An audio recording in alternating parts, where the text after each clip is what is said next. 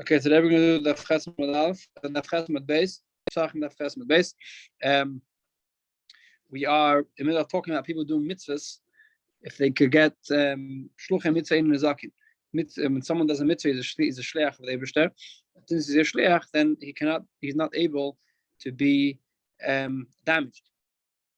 The scenario we spoke about yesterday was someone checking chametz into the holes of the wall in his house, and we're scared that scorpions are going to be there.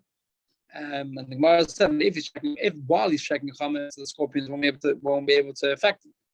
But the chash is, we said you shouldn't check the walls of your house because maybe you're going to want to check for a needle or something else and get distracted. After you check the chametz, then it'll be a sakana. So therefore, Chacham just said don't check the holes in the wall of your house. So holding the Pesachim base, 4 lines on the top, Rab Nachman, 2 lines on the top, Rab Nachman by Yitzchak. Rab Nachman Yitzchak says that we're not scared about scorpions. The reason why you shouldn't check the holes in the wall in your house is we're scared about goyim. Scared that the goyim are going to harm you. What does that mean? We're going to see in a second. And this Tana who said in the Mishnah that we shouldn't check the walls of the house is Playmer. Playmer is a Tana that's not brought so much times in Shas. But the Tanya Playmer said in the Brisa, if you have a hole between a yid, meaning a wall between a yid's house and the Admoi's house, meaning someone from Arami or a goy, you should only check until his hand is able to reach. Vashar, believe the rest he should just be mavat, like I said before. Start Tanakam should Playmer says no. Call atzmei in a bedik nesakana. You shouldn't check the whole house, the whole wall, because there's a sakana. What's the sakana? My sakana. What's a sakana? In him, sakana shafim. If we're scared that the guy is going to think you're doing witchcraft, meaning you're sticking stuff up his wall, and the guy's going to start getting suspicious, and he might come and harm you. So ishtamish. How do you use it? How do you use the wall? The only reason why there's chametz in the wall because you usually use it. How do you usually use it? How come you usually use it? The guy's not scared. And if the guy is scared, usually when you use it, then you shouldn't be using it. So you want to know. Usually when you use the wall, it's by day and it's light. So therefore, the guy is not scared of witchcraft. You're not scared that you're playing tricks in it or doing witchcraft in it. So therefore, he's not scared. We step before you have to check chametz by night. And staying to check chametz by night, it's dark.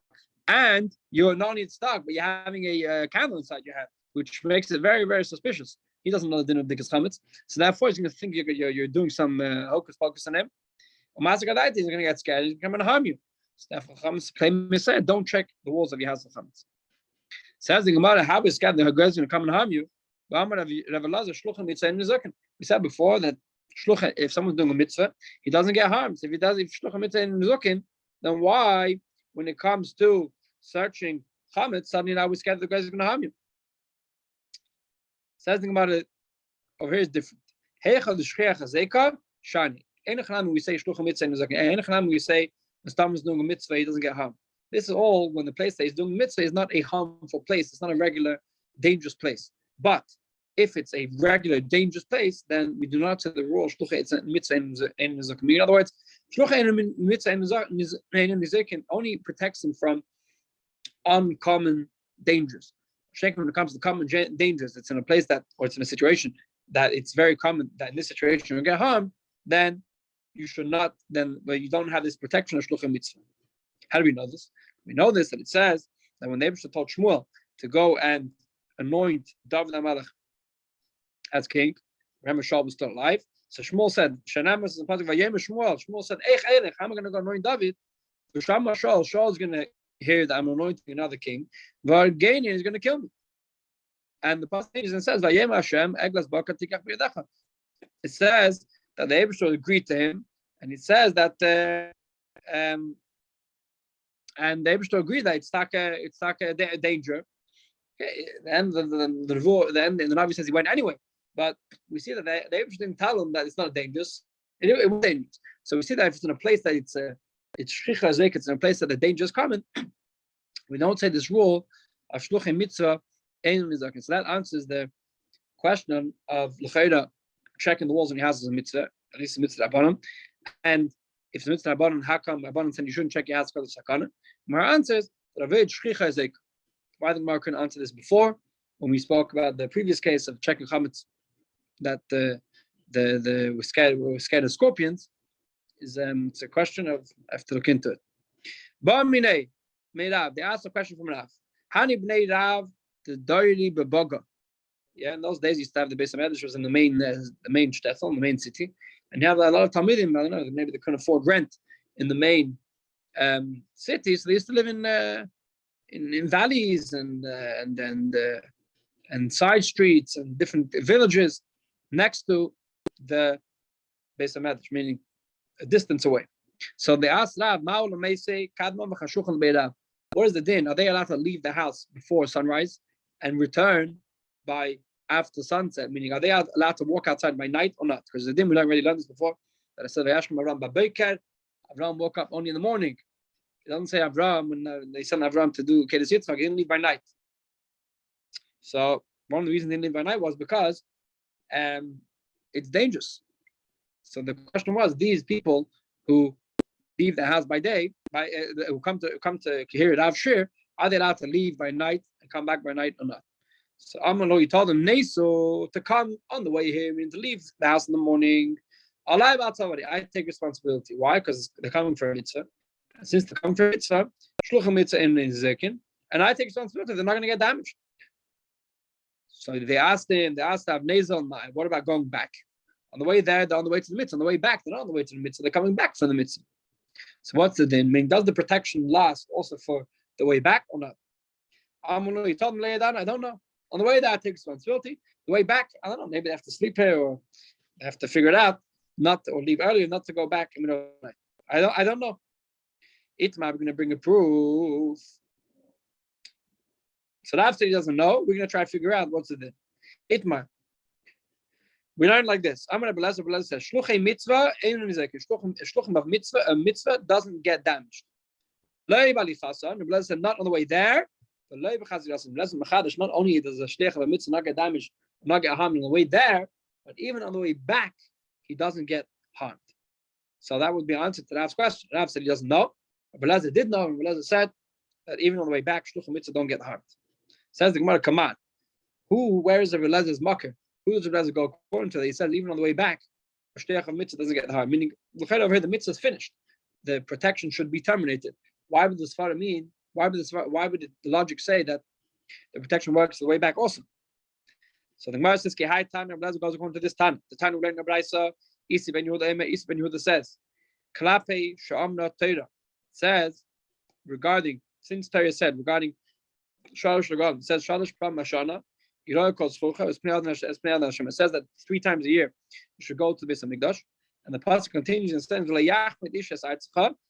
and one of the scharis, not schar, one of the guarantees Torah gives to the mitzvah of Shalosh Lagan, Torah says that I know it's hard for you. They're just saying it's hard for you to leave your house unprotected and unguarded for 3 times a year. The Eibusha says no one's going to touch your property. No one's going to touch your property.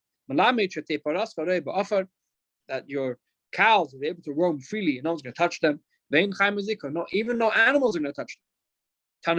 Your chickens are going to be able to run freely in the chicken coop. In the garbage, the rubbish bins. And no weasels or no rodents are going to come and eat your chickens up. So from here we see that Eibusha gave a haftach. Eibusha gives a promise that no one's going to damage your property while you leave for Shalosh Lagan. Says the Gemara, it's a kavochem. Ma elo shudak nizek in nezakin if the Eibusha says about these things. We gave an example now of a cow not getting attacked by a wild animal, or a chicken not getting attacked by rodents. The chicken getting attacked by rodents is a natural thing. It's a normal thing for a rodent. He doesn't have free choice. He's hungry. He goes and eats chickens. That's all to wild animals. They don't hunt because they like hunting. They hunt because they need food, which is a natural thing. So when it comes to natural things which usually hunt, the Eibusha says that they're not going to damage. When it comes to people, normal people don't damage other people. So if a human damages another human, it's an irregular case. So something which is for sure something which is irregular, for sure the Eibusha is going to protect. From here we see this is the makkah that shluchim mitzvah in zakin on the way back. on the way there. This the pasuk is speaking about. If the commandment is to leave your house on the way there, to leave your house, don't worry when you leave. No one's gonna harm you. And how do you know that on the way back? Meaning, even when you finish the mitzvah, you terminate the mitzvah, you also won't get damaged. So the pasuk continues and says, "There's another pasuk, sorry, and say, but it says, Taman leimar ubi shalta." I'm just reading the pasuk because ubi shalta. It says when you cook the korban Pesach, v'achalta, you're going to eat it. You're going to eat in Yerushalayim. The pasuk continues and says, "Upanisa ba'beker v'alach." In the morning, when Pesach had finished, you're going to go back home. It says you're going to go back to your house. Now, if there's a chash that when on the way back, someone's going to come and burn your house down and steal your whole house, the pasuk won't tell you go back to your house because there's a chash that your house won't be there. So when the fact that the Torah says that after you finish Korban Pesach, you're going to wake up in the morning, you're going to go back to your house. It's mashma, your house is going to be intact even on the way back when you finish the mitzvah. Says the Gemara, now that we have a limit, we just said now from Sefer Dvarim that even on your way back, when you finish doing the mitzvah, your house is going to be protected. Why do you have the pasuk in Sefer Shmos to tell us that on your way there you're going to be protected? It's a kavachem. If on the way back you're going to be protected, and on the way back you already finished the mitzvah, for sure on your way to the mitzvah when you're still right now being Isaac in the mitzvah, for sure you're going to be protected. Why do you have a special pasuk that teaches us that the Eibishter gives specific promises that on the way there you're not going to get damage? Says the Gemara. Gemara says that the first pasuk teaches the way there you're not going to get damage. It goes according to the Rabbi. Goes according to Rabbi. To tell us Allah's not going to. What did Rabbi say? Rabbi said, "Call Adam sheyesh karka." Every person that has karka, that has property in Eretz Yisrael, he's chayiv to go to the Beis Hamikdash. She'en lakarka, but someone who doesn't own any property, it doesn't have to go. What does the pasuk say? The pasuk says that when you go to the Beis Hamikdash, no one's going to steal your property. From here we see that going to Beis Hamikdash applies to someone who has property, and therefore Torah tells him, "Don't worry about your property." So Torah is not telling you don't worry about your property to teach the din of shluchim mitzvah and nizuk. Torah is teaching a special din according to the Rabbi. The shluchim mitzvah and nizuk, and that which we know that shluchim mitzvah don't get harmed. We know from the fact that Torah says on the way back, no one's going to damage your property, even on the way back from Shorsh to God. How do we know that you only chayiv? Why do you have a pasuk for the way there? Pasuk for the way there is to teach us that you only chayiv to go to Shorsh to God if you have property. I don't know if you remember, but we had a Gemara a few amudim ago of the Tana of Lazar who sent a Arami. Say he sent a guy. A guy said he ate different pipes of Korban Pesach, and no one told him that it was no one told him anything. So Lazar told him to ask him for next time you go, ask them for the tail. And we say Lazar asked him for the tail, and they found it was a guy. So all the Rishonim asked, how come he didn't go himself? Lazar himself had to go to the Shorsh Nagam. How can he send? He told the guy next time you go. So a lot of Mepharshim say that Rabbi didn't have any ground, any property in Eretz Yisrael. So since he didn't even have property in Eretz Yisrael, he didn't have to go to the Beis Hamikdash, because if you pass from Kodra Rami, only someone who has property in Eretz Yisrael has to go to the Beis Hamikdash and Shorsh Nagam. Another thing regarding Shorsh Nagam. Amar Rav Avin Barav Adar. Rav Avin, the son of Rav Adar, said in the name of Amar Bitzchak, the name of Bitzchak. Mipnei ma ein peiros gineisar b'Yerushalayim.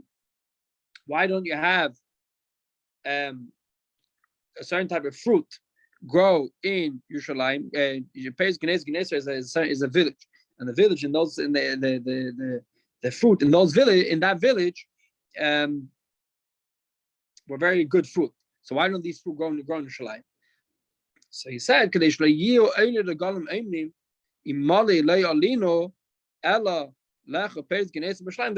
we don't want the people to come to Yerushalayim and say, we came to Yerushalayim and to eat good fruit. So the Eibishter made that the fruit in Yerushalayim aren't the best fruit. So people want not to distract people, or that people shouldn't say that they come to Yerushalayim for the fruit. The Eibishter wants people to do the mitzvah lishma. And sometimes it's hard to do mitzvah lishma. Yeah, someone comes to Yerushalayim and has the best food in town, then he's gonna he's going to come to Yerushalayim only for the food. Or even if he's coming to Beis Hamikdash, he's still going to enjoy the food.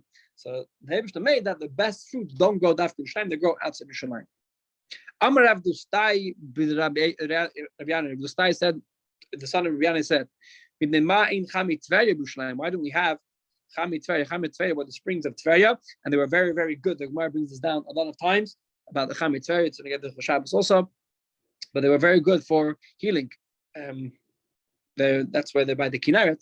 They say it comes alive, it comes to Chami Tveria. So they're very good for healing. So why didn't they able to make the Chami, if Yerushalayim is the center of the Jewish nation? Why didn't they able to make all the best things? They should have made the springs, the best springs in Yerushalayim. So the same idea. When it didn't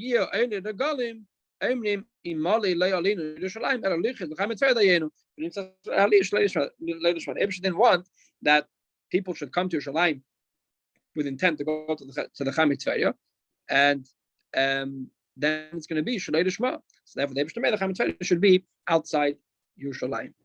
Okay, now we're going to go back to the Mishnah. The Mishnah says that we have to check chametz. Just read the Lashon Mishnah. Mishnah says like this: Kol makim shem mechnisim mechametz ein tzarich b'dika. Any place that we don't need chametz, we don't have to check for chametz. So the Mishnah asked straight away. The Mishnah said, "Uvameh omnu shtei shuras." We just said before.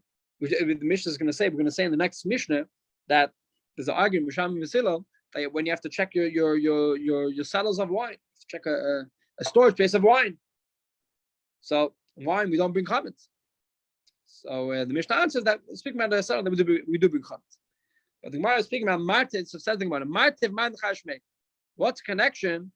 Why is the Mishnah asked this question of dafke from a cellar of wine? Did we say that a cellar of wine is potter? What's the Tana asking? Tana asking over we know because it says later on in the Mishnah. But if you read the Mishnah for the first time, then what does the Mishnah say? The Mishnah says, any place we don't need chametz, don't have to check. So what about the cellar of wine? Who's speaking of cellar of wine over? Why didn't mention dafka cellar of wine? So this is what the Tana will tell us. Any place you don't bring chametz, ain't so dik. We don't have to check the chametz. The Eid says yain. The Eid says shaman. Nami ain't so dika. And we adding extra line to the Mishnah we didn't say before. I'm saying the Tana meant to say that even not only you don't a normal place you don't have to check for chametz. So even when it comes to cellars of wine and a basement of oil, you also don't have to check for chametz. So then the Tana asking himself, if you just said by wine and oil you don't have to check chametz, so why is the whole argument of Bisham Bisilo of how to check a basement of wine for chametz? And so when the Chachamim say shtei shuras v'martei that they have to check 2 rows of wine in the cellar. So the Tana answered, we're speaking about a type of cellar that you bring chametz, which we learned about this yesterday, that even wine and oil, there's different opinions of oil. A lot of people say you don't have to check for chametz, and wine you have to check for chametz. But the general idea is that we're speaking about a certain type of cellar, that a basement that we do bring chametz in, and that makes the Mishnah understood. Because if you just read the Mishnah without these words, it doesn't make sense. The Mishnah first starts off saying, in a place that we don't bring chametz, we don't check for chametz. And the Mishnah asks a question himself. So what about the cellars, the basement? Well, who spoke about basements? But now that we add and we say that the Tana meant to say that in a place we don't bring in chametz, even a cellar of wine we don't bring chametz. So now we have a contradiction. So why is the machlekes with Shami Silom regarding a cellar of wine? So the Gemara is going to answer, we're speaking of a cellar of wine that we do bring in chametz. So now we're going to go into the actual machlekes of Bisham and Misilo regarding checking chametz. Bisham emrim shtei shuras. Bisham say that we have to check 2 rows of wine in the basement. So the machlekes says machlekes exactly what does Bisham mean when you say you have to check 2 rows of wine? Amar Rav Yehuda said like this: shtei shuras amru, the 2 rows that Bisham said you have to check. What does it mean? It means the first 2 rows, as soon as you walk into the room, the first 2 rows of wine, you have to check. Check all the barrels of the first 2 rows, all of them. Okay, yeah, the whole first 2 rows, meaning if you walk into a room, the first 2 rows that are going to meet your face, lengthwise, you have to check for the wine. You have to check from the bottom to the top, you have to check the whole thing. That's the shit. Rabbi Yochanan says no. Shura achas kamin gam. We don't have to check the first two rows. Meaning, we don't have to check the first two rows. We have to check the row, the first row going lengthwise, and then we don't check the row going after that. We check the row going straight. Meaning, like a gam is like an L shape. So when you come in, you check. Let's say this is our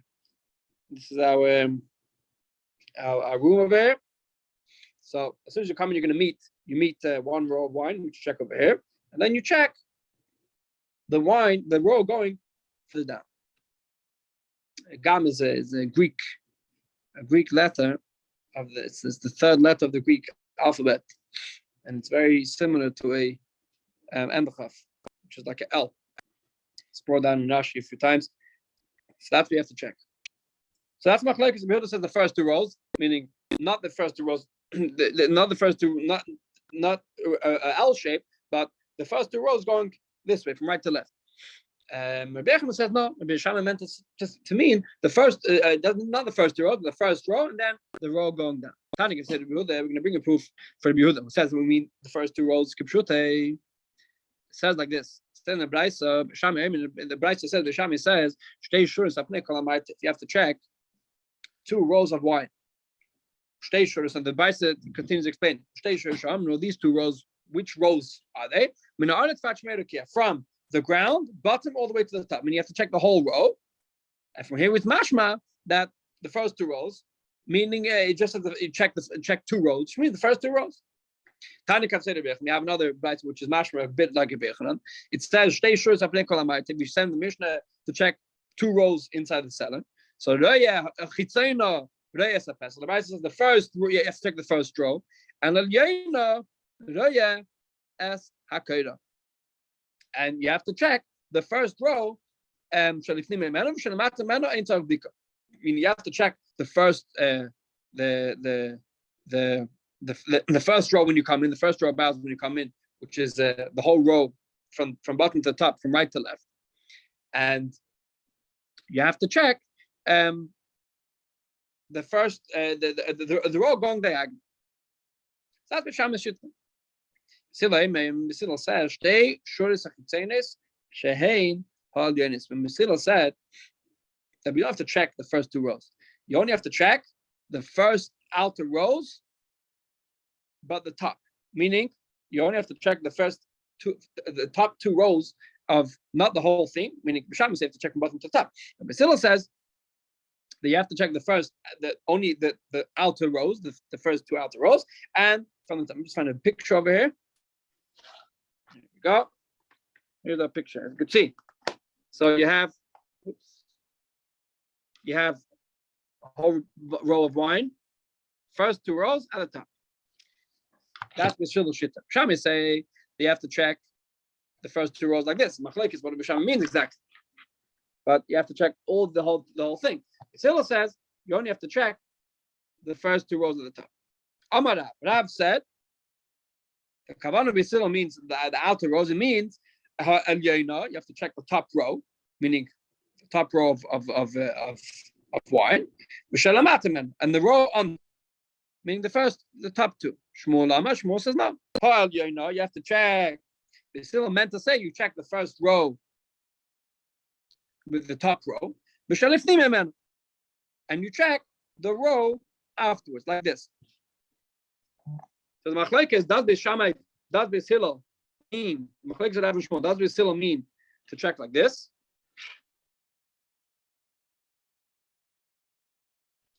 Like this, when you have the first two rows over here, or does he mean to check like this? So that was Rav's opinion. Shmuel's opinion is you check like this. The first two rows, not going from bottom to top, but the first two rows going further down. So as soon as you come to the room, you check the top row and the row afterwards. That's machlekes, Rav and Shmuel. Do we mean to say in the opinion of B'Sila itself? Remember, the Shama's opinion, we have a machlekes. Do we mean the first two rows completely? Everyone agrees you have to check the first two rows. Do we mean the first two rows completely, or do we mean like an L shape? B'Sila's opinion, machlekes is: do we say the first two? Everyone agrees the first, only the top layer has to be checked. But is it the top layer of the top layer? only agrees two. Everyone agrees only 2 rows have to be checked. But do we say 2 rows going from top to bottom in the same row of barrels, or do we say that it's 2 rows, 2 rows, the first, the top row of the first row, and the top row of the second row? What's the my time that what's the reasoning? What's the reason of Rav?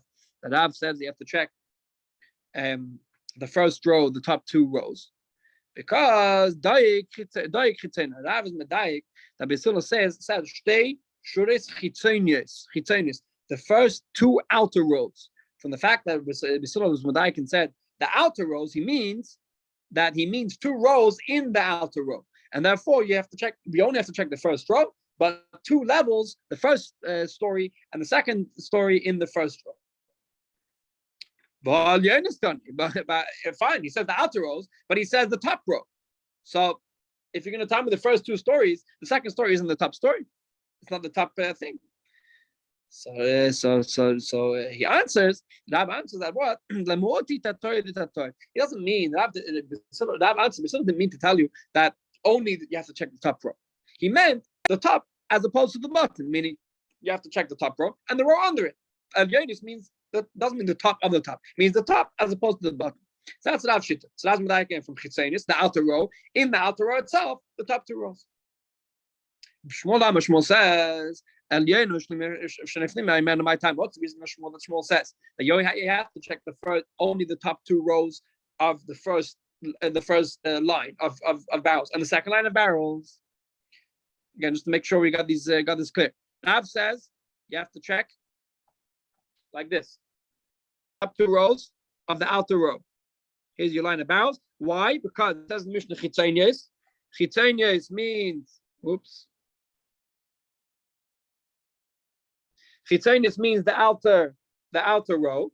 In the outer row, it says Alyonis, which Alyonis means the top row, and the second row. It says Alyonis. Alyonis means not the bottom row, the first 2 top rows. That's Rav Shita. Shmuel says that we check only the top 2 rows, as opposed to that which you check this one also. But the top 2 rows of this row, the first row and the second row. What's Shmuel's reasoning? So Rav's reasoning, explain what Shmuel's reasoning. Shmuel says what I mean. It says the top rows. The top means the top.